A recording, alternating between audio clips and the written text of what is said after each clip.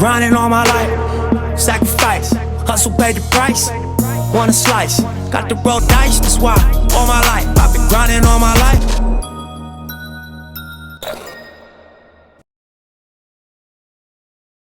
Hello everybody, my name is Ashton Ertz. I am your host of Talking Ball with AE8. Welcome to the first episode. Today I have with me one of the best tri-state area's best journalists, one of the best digital sports talkers in the area, member of the IBCA and QHS Hall of Fame, an expert to QHS sports, author of Stand Up and Cheer, A Century of Blue Devils Basketball, a must-watch YouTube show, a true Illinois legend, and host of Shuck on the Truck. Please, everyone welcome Matt Schuckman. Wow, that was quite an intro. Oh, yeah. You did your homework. I sure did. I'm impressed. A whole week of... And you didn't need to say any of that. No. You could have just said, Matt Schuckman's here, and it would have been fine. Oh, yeah. In my eyes, you're a legend to me. Wow. I've looked up to you, and this is why I'm doing this to this day. Well, I appreciate that. Of course.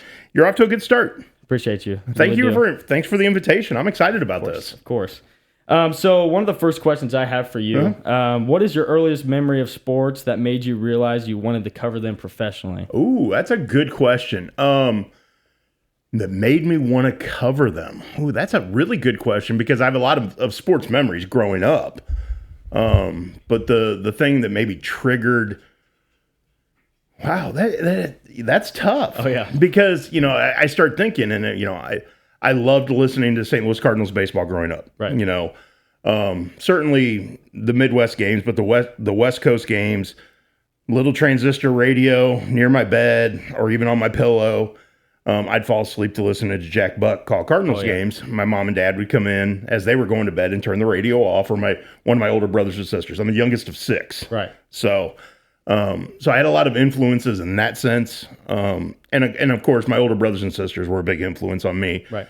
Playing catch in the backyard, shooting baskets, doing all those things. Right. And I think probably, I don't know if there's one thing that triggered, hey, I want to go be a sports writer. I loved reading the newspaper growing up. Right. We got the Quincy Herald-Whig every single day. I would look, and a lot of people still bring this up to me because it no longer truly exists. Right. But we called it the Agate page, the scoreboard page, where you had all the box scores and list of scores and all that stuff, standings. I mean, that was a staple. You pick up the paper, you read the sports section, and you go right to that page because you can look up. Because back then, there weren't things such as the internet. Right.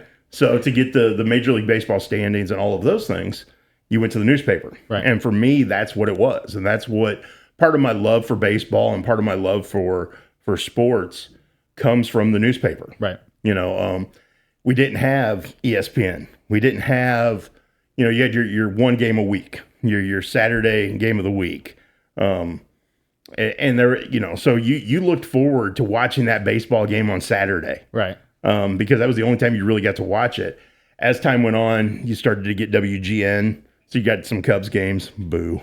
I'm a Cardinals fan. Go Red Sox. Yeah, that's all right. I'm okay with that. Oh, yeah. So I think there was a lot to do with that. One of the guys that I grew up next door to worked at the Herald-Whig. Right. So there was some influence there.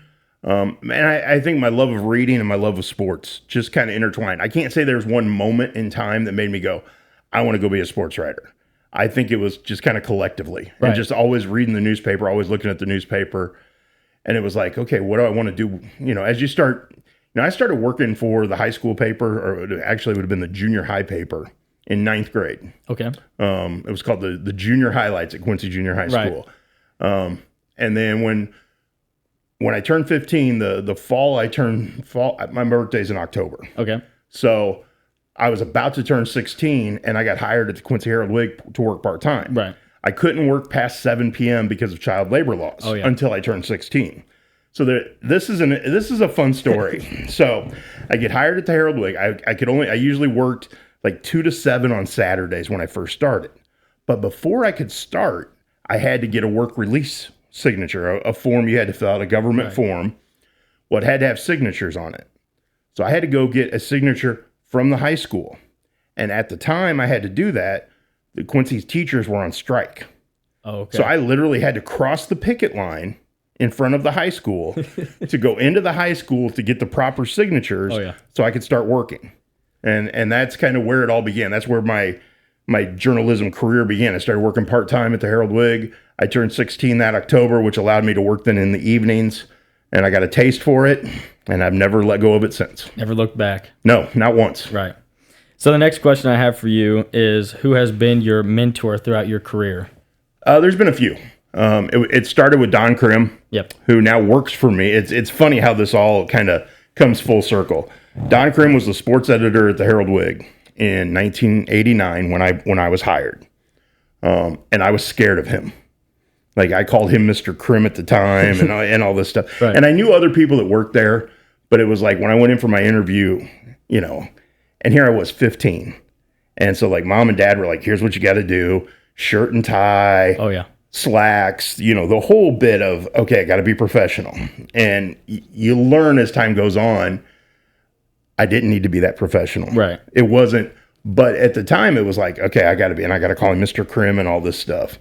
And he's the one that started my career. He's the one that put me on place to go do the things I have accomplished. Right. I would have never gone to the University of Missouri had it not been for him. Right. He was a Mizzou grad. And he influenced me to go chase my dream, and help me. When I went off to Mizzou, he gave me assignments. I continued to write for the Herald-Whig while I was at Mizzou. Oh, really? And then doing other things, in journalism while I was at Mizzou. But I continued to write for the Herald-Whig because of him. Right. So he was a big influence. Kent Heitholt was a big influence in my life. Kent was my second sports editor at the Columbia Daily Tribune. Scott Kane was my first one. Very good guy. Stay in touch with Scott through all these years. He was a really good editor. When he moved on to go do other things for his career, they hired Ken Heitholt. Ken Heitholt had a history of family in Quincy. Right. So we had a connection immediately. He also helped me see ways to cover things differently. And that's at a time when I was the Mizzou basketball men's beat writer. So I covered the Mizzou men's basketball program, traveled the country, covered the Maui Invitational, San Juan Shootout in Puerto Rico, did all those things. But I was only 25 at the time, 24 when I first started doing it, because I couldn't rent a car. Right. Because you had to be 25 to rent a car. So there were places I would fly into to go cover the Tigers. There was one place I flew and I couldn't get a car. Uh-huh. And it was at Baylor. So you're talking Waco, Texas. Right. So I fly into Dallas because you couldn't fly into Waco. Right. So I fly into Dallas. I had to take a Greyhound bus from Dallas to Waco because I had no other way. Nobody would rent me a car. Right. And it was like, wow. So those are the two guys. And Kent was tragically murdered outside the Columbia Daily Tribune offices one night. Still remember that to this day, those phone calls and how that all went down. But those two guys are probably, when it comes to the newspaper business, two very influential people in my life. The third would be Jim Atwater. Mm-hmm. Jim Atwater was one of the professors I had at the University of Missouri. He was a former dean of the School of Journalism. Okay. He had worked for Time Magazine. He had worked for Sports Illustrated. And I still remember I took a magazine writing class that he offered. And I sat down in his class. Great, this is going to be fun. And I write my first story for him. And I go and sit in his office.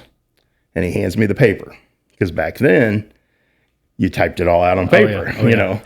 He hands it to me, and it's nothing but red marks. And I'm like, am I this bad? Like in my head, I'm like, and I think he could tell by the look on my face. And what it turned out is he wanted me to see that there's different ways to look at how to do a story. Right.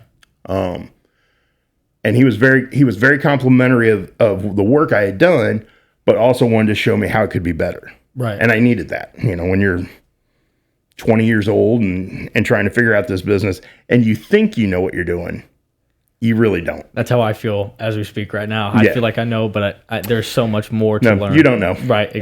And you'll figure it out. Exactly. And that's the cool thing. And that's what I learned at Mizzou was I had so much to learn and so much, and I'm still learning. I still try to figure out ways to change how I do my job. I'm about to turn 52 years old. I've been in this business now quite a while. Right.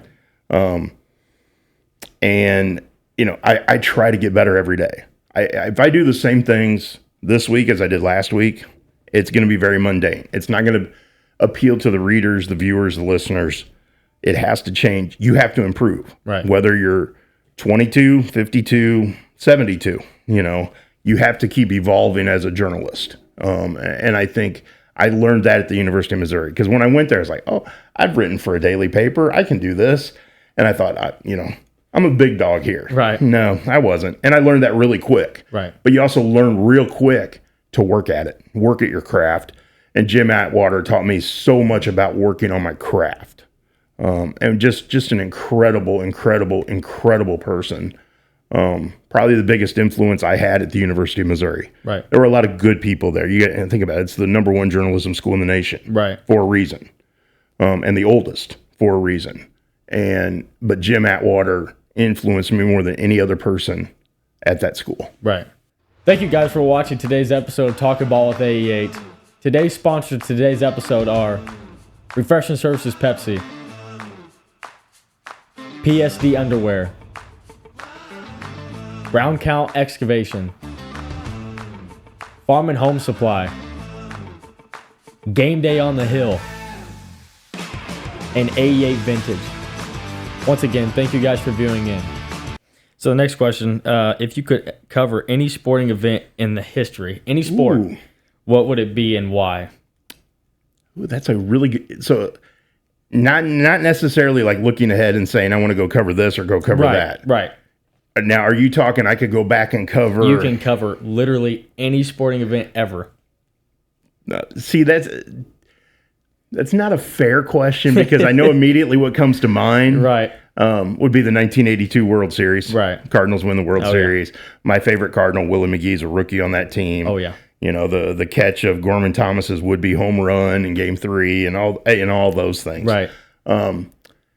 Yeah, that would be the thing I would love to cover more than anything else. Would be Mizzou in the Final Four. That would be, yeah. You know, I've had the opportunity to cover Mizzou in bowl games. Right. I've had the opportunity to cover them when, going to the Big 12 championship game, and I had a lot of cool moments covering Mizzou, and I've had a lot of cool moments covering all the things with Quincy University and Quincy High School and the area sports in West Central Illinois and Northeast Missouri. But I've never gotten to go to. Well, Mizzou's never been to the Final Four. Right. But that would be the thing. Okay, I want to go cover this. If Mizzou gets there, I want a press credential. I want to go write about it. Right. That would be it. So Mizzou, you heard it. Yeah, get it done. Yes. So this is a two-parter for you. Okay. What is the best compliment you have received, and what's an insult you have received but been proud of?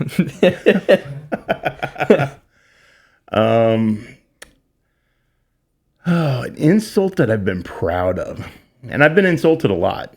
And that's the one thing you got to remember when you go into this business. Right. You're not going to make everybody happy.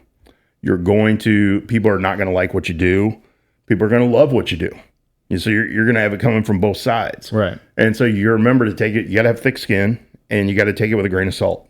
If somebody insults you, you brush it off. Right. If somebody praises you, you thank them and you move on. You want to be appreciative of all those things, but you also don't want to let it go to your head. Right. So probably the most, it's hard to think of something insulting that it was like, yeah, okay, I'll take that. Right. Probably maybe, the homerism comments, people, Right. oh, you're a Quincy High homer or things like that. It's like, Right. Okay, I'm a graduate of the school. I'm in the Quincy High Hall of Fame. You're going to love them. I'm going to love them. Exactly. It just, that comes with the territory. Right. So when people say, you're a homer, okay, fine, I'll take it. Right. And go with it. It's, it's part of it. What was the first part of the question? I forgot. What was the best compliment that you have received? I don't know if there's a single one out there that I could point to. But the coolest thing that happens is when 10, 15, 20 years down the road, somebody comes back to a game, an alum of a school, and they come over and talk to you. And man, great to see you. Thank you for writing about me back in the day. Thanks for, I still have that article, in my scrapbook, or my mom still has it on the refrigerator or something like that. Right. I still have, there's people from Columbia, from my days at the Columbia Daily Tribune, who have reached out to me and said, my parents still have that article framed on the wall. Right. Because it's impacted them. Right. That's the cool. Those are the coolest moments. It's not about, oh, you wrote a great article or you won an award or, you got this honor, blah, blah, blah, blah, blah. It's, hey, thanks for doing that for me. Thanks for doing. I remember that. I remember sitting on the tailgate of the truck after our practice talking with you. Right. You know, that's the coolest thing for me. It has very little to do with the writing. It's the relationships. Right. And to me, that's the key to this business. No matter no matter where you're at, whether it's doing podcasts or being on TV or writing for a newspaper or an internet site or whatever, you got to build the relationships. And to me, those relationships that last beyond the 4 years at the high school or the 4 years at the college or whatever are the most special ones. Right. And I agree with that statement. If you could be remembered for one thing, what would it be? Being fair. Right. You know, being fair, being positive, doing the job the right way. Right. You know, I don't, 100% honesty here. I don't need the honors. I don't need the writing awards. I'm very appreciative of all those things. Don't get me wrong. But it's when somebody comes up and says, hey, you did a good job with that. Hey, thank you for treating me the right way, especially on the tough stories. Right. You know, not everybody wants to talk after a loss. Not everybody wants to talk when it's a news situation that's not good. You know, there are so many pieces to the puzzle. Like it's easy to go out and cover a team that wins and write about it. You know, right. You go win a game. Hey, it's fun to talk about. Right. It's real easy to write about. It's real easy. It's Friday night, for example. You know, as we're recording this, I'm coming off a weekend where Quincy High School football, the game I was at on Friday night, lost 39-0 to Moline. On homecoming. Yeah. You know, 17-game Western Big Six Conference win streak snapped. You know, first time shutout since 2009. You know, a lot of things that did not go the Blue Devils' way. Right. Braden Ulrich, senior wide receiver and safety. I went up to him afterward and said, hey, you got a minute to talk? And he goes, sure, I love talking to you. Good enough. That made my night right there. That one comment from him. And he was willing to talk. He was honest. He was, you know, and I had other kids that I talked to. Right. I didn't interview all of them, right. But I talked to them as they came off the field and that kind of stuff. But the fact that he was like, yeah, and probably the worst moment of his high school football career. And think about it, they've had a ton of success right during his high school career. So this was the low moment so far. And he was like, sure, I like talking to you. I enjoy talking to you. There we go. Exactly. That's what it's all about. Yeah, right it there. is. Yes. So I got a two-parter again. Okay. So the first one is, what is your Mount Rushmore of sports broadcasters or journalists? Okay. I'm going to combine those and not just go broadcasters and writers. All good. Even though I could do two. Rick Hummel. Okay. Would definitely be on there. Quincy native. Was a St. Louis Cardinals beat writer for ever and ever and ever and ever. Hall of Famer. You know, he received the J.G. Spinks Award. Okay. From the Baseball Hall of Fame. Yeah. He's inducted into the writers wing of the National Baseball Hall of Fame. Right. And a fantastic person. Right. Just an absolute gem of a person. He would be number one on any Mount Rushmore of journalists I put on, just because of my personal relationship with him. The only regret I have is before he got sick and passed away, we had talked about doing Shuck on a Truck together. Right. And he came to Quincy, and it was too cold. Right. He had spoke at a service club event, which he did every February before he went off to spring training. Right. It was too cold. When I saw him at the Collinsville Prairie Farms Holiday Classic, because he used to come and watch the Blue Devils play every winter. Again, the weather it was raining that day. It wasn't too cold, but it was raining. It was just a nasty day in December. Right. So we was like, every time we tried, we had planned on it. Right. And we thought we were going to get it done, and his illness took hold of him, and he couldn't come to Quincy that year. Right. In April, he was going to come. He was inducted in the Quincy University Hall of Fame. Okay. We had it all planned out. He messaged me a couple days beforehand and said he wasn't going to make it. And turns out his his cancer was a little worse than any of us realized at the time. And he passed away shortly thereafter. But yeah, that's my one regret is I never got to do Shuck on a Truck with Rick Hummel because we tried. Right. and that's disappointing. Right. As far as other journalists, broadcasters on my Mount Rushmore, Jack Buck. Oh yeah. Without a doubt. And I think a lot of people would go, well, you could put like several baseball guys up there right off the bat. And I could. Right. But I'm not going to. That's all right. That's all right. So you get me thinking about this stuff, and I think of the people that I read growing up. And my Mount Rushmore would be totally different than I think most people's. Right. Because you have to look at, for me, it's people who influenced me, people whose work I've always admired. Right. Maybe not the people that would go, oh, they're on the Mount Rushmore of sports writers or broadcasters.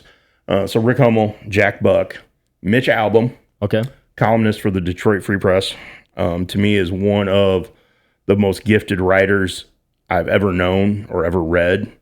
If you've not read his book, Tuesdays with Maury, get it immediately and read it. Will do. Okay. Will do. It is very, very much worth it. And I think as someone who is studying this profession, wants to go into this business in some way, shape, or form, right? And is in college right now, I think you'll really appreciate it. Right. But seriously, Tuesdays with Maury by Mitch Albom.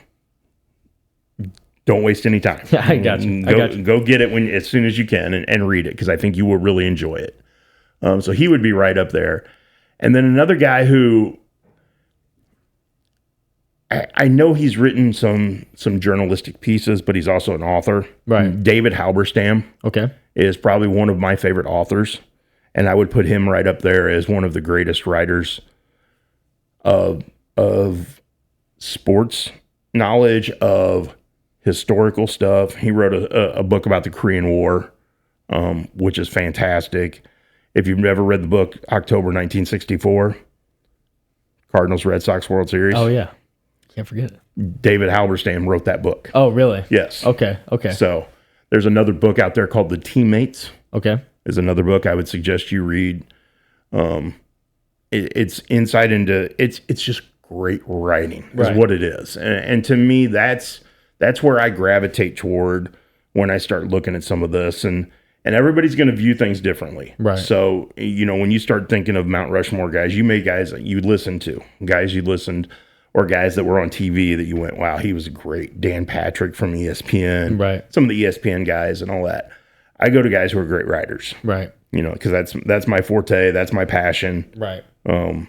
David Halberstam, and Mitch Albom would be when you're talking nationally and guys beyond, our scope, right? They would be A1, A2 for me. Obviously, Rick Hummel's up there, and a guy who's a pretty darn good writer, and if you read his stuff now, you will appreciate it, is Derek Gould of the St. Louis Post-Dispatch. He's the St. Louis Cardinals beat writer. Okay. He was my roommate at one point in time. Oh, really? Yeah. So I have a little bit of bias there. Right. That's all good. That's all good. And another guy, one of my best friends from college, works for the Minneapolis Star-Tribune. His name is Chip Scoggins. Okay. He does this really cool series right now called Football Across Minnesota. Mm-hmm. Where he goes and finds unique stories anywhere in the state and goes and immerses himself in them for like a week. Oh, really? And then writes about it. It's really cool. And Chip's done a great job as a columnist and that kind of stuff. He's another guy I would put up there.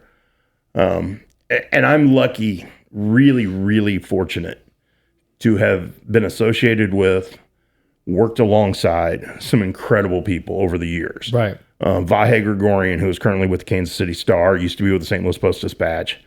Credible journalist. Top-notch person. Right. Mike DeArmond was the Mizzou beat writer for the Kansas City Star when I was working at the Columbia Daily Tribune. Mike DeArmond won a Pulitzer, was part of a team that won a Pulitzer Prize. He wrote the lead story in way before your time. Right. But the Hyatt Regency Hotel in Kansas City collapsed. Okay. The inside balcony collapsed. And he wrote the lead. He was working news at the time at the Kansas City Star. And he wrote the lead to that story that won a Pulitzer. Really? Yeah. You would never know it because he He's a grizzly old journalist, smoked, drank, all those things. And, and again, I have great memories from my years covering Mizzou of being on the road. Right. Being on the road with those guys, working in press boxes and media rooms and late nights at the arena or at the stadium and late nights in the hotel or the media rooms at the hotel and that kind of stuff. It's fantastic memories, but I got to meet and was influenced by a ton of great people over the years. So the next one is, what is your favorite or what was the best team you've ever covered? High school, college, anything? That's an interesting question because for me, it's sometimes hard to compare that stuff. Right. The ones that jump, when you say that, the ones that jump immediately to mind, the Quincy High School football team from last year that went 11-0 and lost in the state quarterfinals. Maybe the most complete football team I ever covered, and that's not to take away from any of the Carthage and Illini West teams that won state titles. And that group of Quincy High kids was really, really special. Oh yeah. You had the run of the Quincy Notre Dame girls basketball teams with Jordan Frericks and Cassidy Gannenbacher, and they won 3 consecutive state titles. Right. It's hard to top that.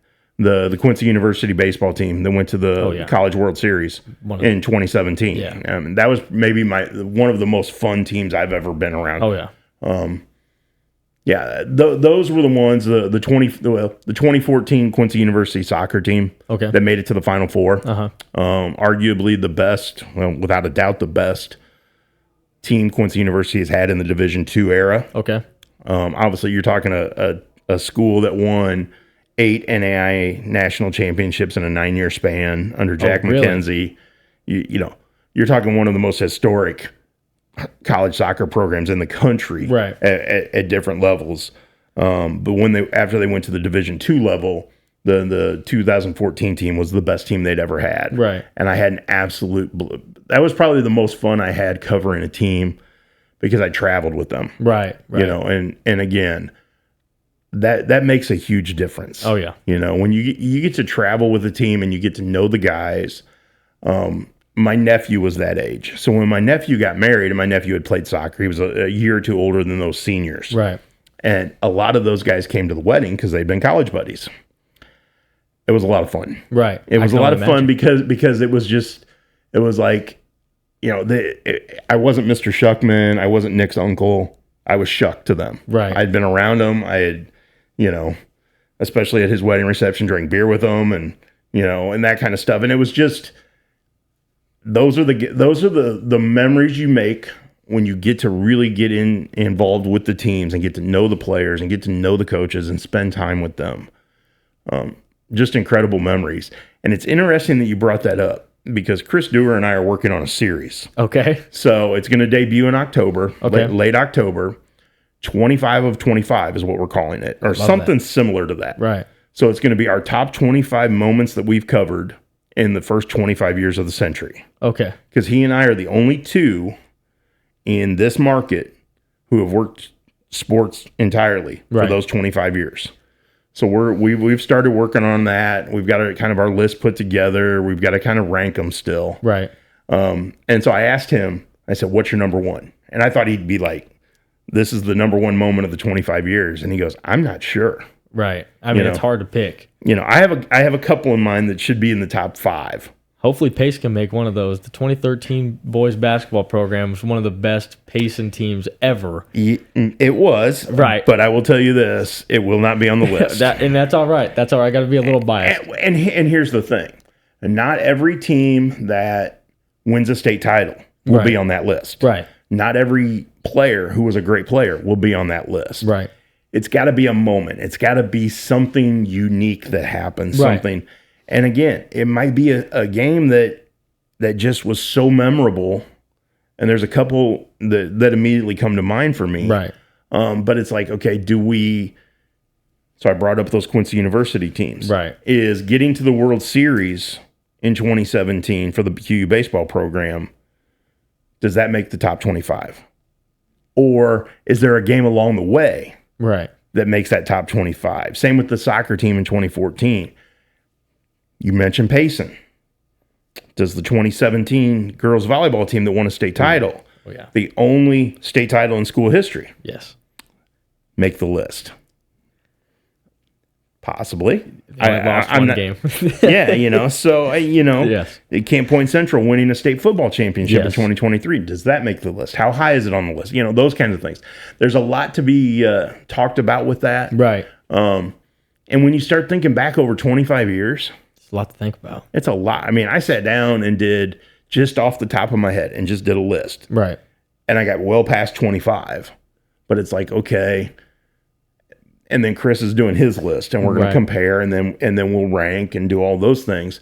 But it's like, he may look at something as very memorable that I don't think, it was a good game, but it's not that memorable to me. Right. Some people may go, well, the number one moment in my mind is this.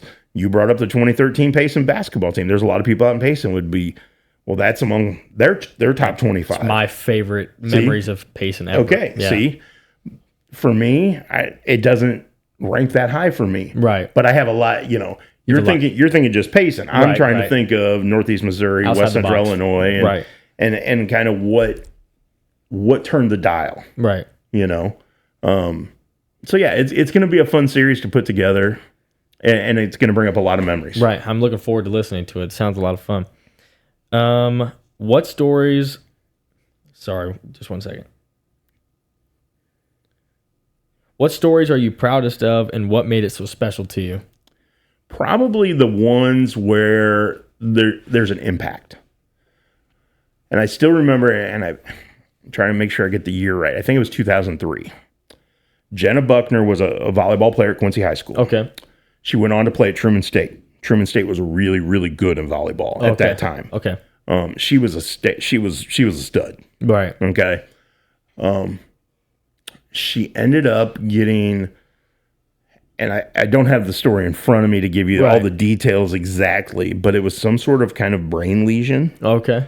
To where one day she woke up and she had trouble lifting her spoon to her mouth to eat her cereal. Okay. And went, what's going on? Right. And next thing you know, she couldn't walk. And they rushed her to the hospital and did all that.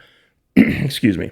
And I reached out to her after all this had happened and she was on the road to recovery. I reached out to her and said, I would love to do a story. What do you think? And her mom talked about it, and they decided to let me write that story. Right. For one specific reason. They trusted me. Right. Fantastic thing. And again, that goes back to credibility and trust and some of the things we've talked about. You have to build trust with people to let them tell these stories, to let them allow you to tell their story. Right. Excuse me. But in this case, they wanted to tell the story or share the story, because what if some other person, some other athlete, somebody that they don't know was going through the same thing. Right. And could benefit from overcoming that, reading a story of someone overcoming something.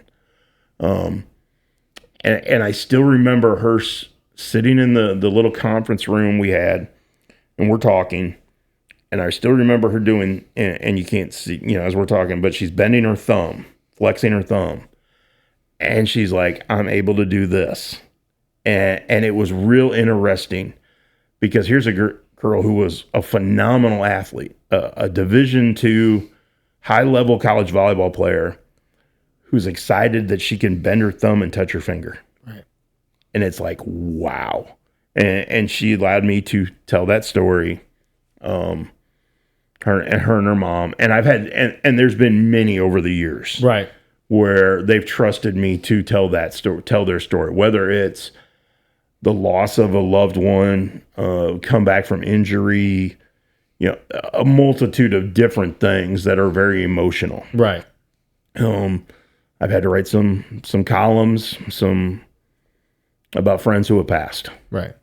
Just in the recent years, especially, I've had a few that I've had to write, and one about a Culver Stockton graduate, and my buddy Josh Houchins. Love you, Hooch. And probably the single hardest story I've ever had to write. Yeah. And I sat down after he passed away, I sat down to write it, Couldn't. Walked away from my computer. Went back, tried to write it, couldn't. Walked away. Finally, I went, I've got to write something. Right. I just have to. And I sat down and I just wrote 45 minutes. Turned it in and said, I'm done. And still one of the things I'm most proud of. Right. So, again, stories that impact people. It's easy to go cover a game. Right. It's easy to go write about a team that wins a state title or a team that wins a big postseason game or those sorts of things. And I know covering games is the bread and butter of the job. And It always has been the bread and butter of sports writing. But when you get to tell a story of someone overcoming something or someone sharing part of themselves, I go back to when Nick Wyman was a senior at Quincy Notre Dame. Mm-hmm. He was the fourth of the Wyman brothers to play. The oldest was Eric. Eric was killed in a car accident on New Year's Eve, his sophomore year of high school. Just a freak thing. I mean, it wasn't anything crazy. It wasn't. It was a freak thing. Each of his brothers, subsequent brothers, they retired the number 38. Okay. The only people who were allowed to wear it were his brothers. So I went out when Nick was a senior and spent time with Larry and Kelly Wyman and the three boys. Right. At their house. And I wrote the story was Legacy of 38 and talked about honoring their brother and why they chose to wear it and the number and all those things. And again, very emotional, very powerful. His older brother, his brother Daniel, who was number 3 of the 4. I still remember when he wore it his senior year, sat on the tailgate of the truck with me after practice one day, and we got talking about wearing number 38. Right. And he didn't think he deserved to wear it, and he started just bawling, sitting on the tailgate with me, and I start crying too. And, those are the stories that stick with you. Right. Those, again, I have a lot of great memories of covering big games, writing about teams that win, teams that do things historic. Right. I've written a lot about history and, how history plays a part in sports and what these teams have done and stuff. The emotional stories, the stories that people open up to you and share with you, those are the best things I've done in my career, in my opinion. Right. Those will be the ones that I remember forever. Right. So the next question I got for you is, what's one piece of advice you would give to someone like me starting out in your field? Find your voice. Yep. Be honest. Be fair. Don't cut corners. Mm-hmm. Do your work. And remember, details. Right. What sets people apart in this business, and I don't care if you write for Sports Illustrated, I don't care if you work for the Boston Globe, the Chicago Tribune, the LA Times, I don't care where you work. I don't care if you're a broadcaster, a podcaster, a writer, whatever. Details. Right. The smallest detail matters, and getting it correct matters. The difference between calling a place Porter Stadium and Porter Field is a detail. Right. You call it correctly, people trust you. You put Porter Field, they're not going to trust you. Right. It's simple as that. Right. Take pride in what you do, be honest, be fair, and be human. That's probably the thing I learned most early in my career. And I absolutely hated, and it's part of the reason I've stayed in Quincy all these years. But some of those big Mizzou games I covered when I was the beat writer, right. or at that time, it's a big game, lots of media there. You go talk to a coach afterward, and there's 25 reporters trying to get stuff. Right. And you're standing there, holding your tape recorder, praying you get a chance to ask a question. You might not. And then people are cutthroat. They want the story. They also want to take people to task. And sometimes they're not human. They forget that they're college students. Right. They forget that even the professionals, I've seen really bad things happen in a clubhouse. Oh, yeah. In the Cardinals clubhouse with just the way the media interact with people. Be human. Right. Again, there's no reason to go after somebody. Is it okay in our job to question somebody? Sure. But don't don't take a shot at them. Right. Give them, and I'll go back to, and it's a guy that recently passed away, Randy Dickens, who was the head football coach at Quincy University when it reintroduced the program in 1986. Later on, became the head coach at Quincy High School for 5 years for football, and was an assistant. And Randy and I had a great relationship all along. But his second year as the head coach at Quincy High School, the first day of practice comes, and I show up to cover practice, do some stuff. He's not there. The head coach of the high school program isn't there on the first day of practice. He wasn't sick. He wasn't anything. He had gone to a golf tournament with his son. And I'm like, okay, this just stinks. Yeah. Okay. But instead of rushing back and writing, he's wrong, he should have been there, I called the principal. Did you know he wasn't going to be there? Yeah. Here's our conversation. I called Randy. Hey, why weren't you there? He explained it. Now, I wrote a column, and I think in there I put that I thought he should have been there. Right. But I presented both sides of the story. I presented it in a way that it wasn't like, oh, he's a terrible person, he wasn't there the first day of practice. It was, hey, the head coach wasn't there on the first day of practice. Here's why. Here's what he had to say. Here's what his superiors had to say. Here's all the plans he made. And it goes back to priorities. And I learned in that moment that sports isn't the end all be all. Right. And there are times in my career I've made it that way. And I've missed birthday parties and I've missed holidays. And, my wife can tell you those things. She calls her, we jokingly call her a sports widow at times. Right. But part of that is it's about priorities. And sometimes you got to take that step back. And that's what Randy Dickens taught me in that moment. Sometimes you got to take a step back and go, what's the right thing to do? And in that moment, the right thing for him was to be with his son, who was a high school golfer playing in a junior tournament. Right. Because he had assistant coaches with experience who were able to run practice. Right. It wasn't the Thursday before the big game. It was the first day of practice in August. Right. Priorities. He understood, and he taught me how to understand some of that as well. Right. And that made me a better journalist. It made me a better writer. But it all comes back to, I didn't just run and go, I'm going to shoot my mouth off and go, Randy Dickens should have been there. Right. No, I did my due diligence. I talked to him. I talked to multiple people and presented it so that the reader could make their own decision. Right. And again, sometimes when it comes to column writing, you have to take a stand, but sometimes it's the most important thing is to present all of the facts and all of the details. Right. And again, that comes back to, if I had just written part of that story, it either paints him in a bad light or a good light, but it doesn't tell the whole story. Right. You needed all the details. And again, to me, that's the most important thing. Get all the details. Okay. If you could go back and tell your 18-year-old self one piece of advice in this industry, what would it be? Value. Let's see. Okay, so there's levels to this. Value. Probably the thing I would tell my 18-year-old self more than anything is be invested in it, but don't let it rule your life. Because there were times I let it dictate my life entirely. And it damn near killed me. Right. I had a health scare this past year. Yes. And a lot of it came back to I wasn't taking care of myself because I was too worried about the product. Right.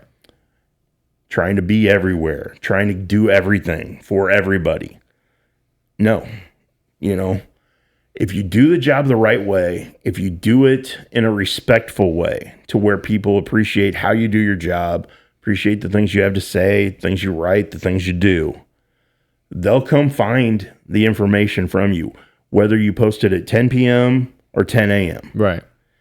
And that's really hard when you've lived in a newspaper world where deadlines are such an important thing. And being first is, we got to have it first. We got to have it posted first. We got to do this first. No, you don't.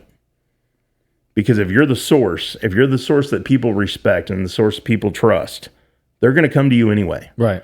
Whether you have it an hour before everyone else or 2 hours after everyone else, they're still going to come to you because they want to read what you have to say about it. They want to read your take on it. They want to do that. And I think that's the thing that I got away from, and maybe didn't appreciate as much early on. And it seriously, it took a health scare. Right. You know, when your doctor sits there and tells you that you've got a heart issue, and the first words out of your mouth to him are, "Am I dying?" Because that's what's going through your head. Right. And then he says no. You know, and in the sports realm and the athletic realm, when somebody tells you, okay, you got to do this, you got to get better at this, you got to do that, what's the first thing you do? Okay, what do I got to do? Right. Let's get to work. And that's the way I was in the hospital. And I had to adjust my priorities. I had to adjust the way I do my job. I had to adjust a lot of things, both professionally and personally. Right. And it's working. And it's working better than I ever thought it would. Right. almost 6 months in now since then. But again, if I could go back and tell my 18-year-old self, don't make it your life where you just live, breathe, die about the job. Right. Make sure you enjoy the rest of life. Make sure you don't kill yourself to do the job. No job is worth it. Right. And I say that in no disrespect to any other job, because there are dangerous jobs out there where you could die, where you're saving people's lives and that kind of stuff. So I never want it to sound like that, because those are very important. But if you don't take the time for yourself, for your family, what's the good of doing the job then? Right. You know? But it also shouldn't just be a paycheck. Right. You got to have passion. And I think that's the thing, more than anything else I've learned over the years, and I could go back and tell my 18-year-old self this, is maintain your passion for the job. Maintain your passion for sports. Maintain your passion for, because it's a life. It's not a 9-to-5 job. Okay, I'm going to work 40 hours this week. I'm going to get my paycheck. Good enough. Right. It's not a factory job. It's not a construction job. It's a life. Right. You know, I don't turn off the brain when I get done at night. Right. You know, I get up in the morning and I'm still thinking, okay, what are we going to do today? Oh man, we could do that better. Okay. You know, I'd really like to write this story, you know, and it's a life. Right. And when you're in the thick of it, you gotta be that. You have to have that passion. You have to have that drive. And there are times of the year when you can scale back. Right. That's what summer's for. You know, there's a lot going on still in the summer, but July is a lot different than November. Exactly. Yeah. You know, or March, you know, it's okay if you work like a dog at those most important times. Right. And then scale back at other times. The problem with me was I was never scaling back. Right. You know, I kept pushing and almost pushed too far. And I've learned that, you know, and again, almost 52 years old, and I'm still learning. Right. And when I say that, it's not just about learning the craft or improving my work. It's just improving on everything and how you do things. You know, it all comes together, but you got to have passion for it. You won't succeed in this business if you don't have the passion to do it. Right. So, Schuck, we're at the end of our segment. I want you to thank you, audience, for viewing in. But I would like you to tell the audience what you got going on in your life. A lot right now. Obviously, we're on the verge of October, which means state tournaments coming up, postseason events. You know, so we got business-wise, we got a lot going on. Chris Dewar joined us in August 1st. And so he and I, we talked about the 25 of 25 series coming up. So we got a lot of fun things planned. We've got our Monday Night Lights show on Monday nights, which is a lot of fun, talking high school and college football. We will carry that over through basketball season. Okay. So last year we did 10 weeks of football, took a break, 10 weeks of basketball. Right. No break this time. Straight through, all the way through, because the overlap of high school football and college football with college basketball works. Right. So we can start talking basketball as we kind of the football seasons start to wane. Right. We can start ramping up for basketball, and then we'll be into high school basketball. So there's no reason to take a break So we got that going on, and then, it's October, it's hunting season. It's time to get out and enjoy the fall weather and, and see what happens and see if you can, put some meat in the freezer and, or land the big buck that goes up on the wall or, and I got a bunch of buddies. I don't duck hunt as much as I used to, but I got a bunch of buddies that do, and I know they've been working on their blinds and, fall is the best time of the year, bar none. Not only do you have the hunting seasons and it's starting to cool down and you can sit, build a fire and sit out by the fire and all those things. Then you got the World Series and the postseason baseball and, college football. And it's like, okay, I could just sit at home and relax and put the TV on and there's going to be some sports thing on. Right. All the time. It's wonderful. It's awesome. Well, thank you, Schuck, for viewing in. Sorry. Thank you, Schuck, for talking to me today on the first episode of Talking Ball with AE8. I am honored. This was awesome. Great job. I love what you guys are doing over here. We need to get you some Muddy River swag to hang up in here. Yes, we sure do. So, well, thank you guys for viewing in. I really appreciate it. Thank you. Huge thank you to Matt Schuckman for coming out and being on the first episode of Talking Ball with AE8. Don't forget to like, subscribe, comment, and turn on the notification bell so you don't miss any more videos like this. If you would like to see more content, follow me on Instagram, TikTok, or Facebook at AshNerds8 or on Talking Ball with AE8 on all platforms. Thank you guys for viewing in, and I really appreciate it. See you next time.